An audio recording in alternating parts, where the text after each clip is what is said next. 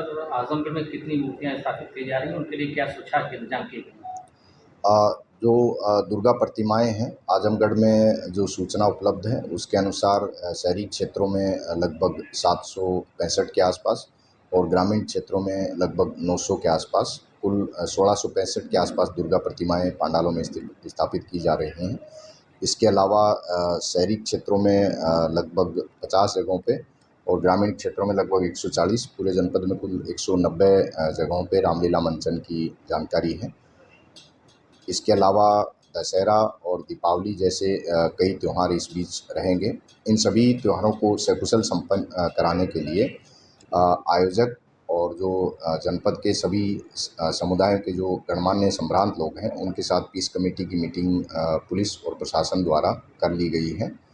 इसमें डीएम महोदय द्वारा भी जितने भी विभाग इससे संबंधित हैं, सफाई से लेके और बिजली और सब व्यवस्थाओं के लिए निर्देशित किया गया है और पुलिस द्वारा भी मेरे पूर्ववर्ती अधिकारी और मेरे द्वारा पुलिसकर्मियों को ठीक से ड्यूटियाँ लगाने और त्यौहार को सेफ और सिक्योर तरीके से संपन्न कराने के लिए समुचित निर्देश दिए गए। सर, फोर्स कितनी तैनात रहेगी?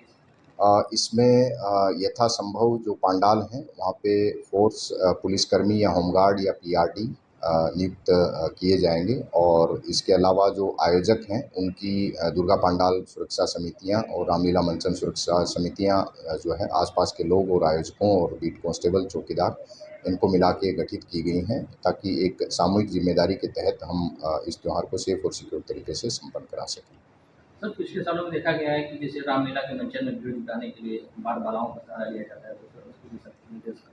देखिए जितनी भी शर्तें हैं वो आयोजकों को स्पष्ट कर दी गई हैं और अगर जो हमारा त्यौहार है वो अच्छे से जो परंपराएं हमारी हैं उनके अनुसार मनाया जाए।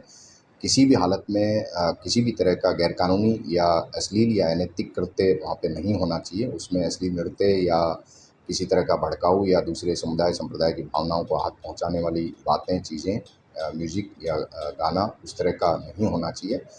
इस तरह का जो आचरण जो आयोजन समितियां करेंगी उनके विरुद्ध न केवल सख्त कार्रवाई सुनिश्चित करी जाएगी बल्कि आगे के लिए भी उनको सूचीबद्ध किया जाएगा ताकि इस तरह की अनैतिक चीज़ें समाज में कोई ना फैलाएं। तो डीजे के लिए तो वही जो कोर्ट की गाइडलाइन है उसी हिसाब से रहेगा। और डीजे के लिए जो माननीय सुप्रीम कोर्ट की गाइडलाइंस हैं उनका पालन कराया जाएगा। इसके अलावा डीजे के जो डीजे स्वामी हैं उनके साथ भी मीटिंग की गई है और आयोजकों और डीजे स्वामियों को बताया गया है कि किसी भी दशा में डीजे का इस तरह से उपयोग ना किया जाए कि वो सेफ्टी से कॉम्प्रोमाइज़ करे।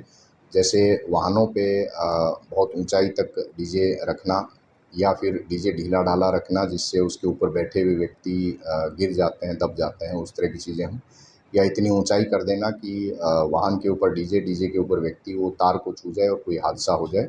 इस तरह की चीज़ें ना हों, ये बहुत डिटेल में सभी लोगों को बताई भी गई है और मैं आपके माध्यम से जनता को फिर से इन चीज़ों की अपील करना चाहता हूँ। ये सेफ्टी जो है ये कॉमन सेंस है, ये हम सब लोगों को पुलिसकर्मियों को आयोजकों के साथ रूट पे भ्रमण करके सेफ्टी के प्रत्येक बिंदु को देखना चाहिए। ये पुलिस और आयोजकों दोनों की सामूहिक जिम्मेदारी है। Thank you.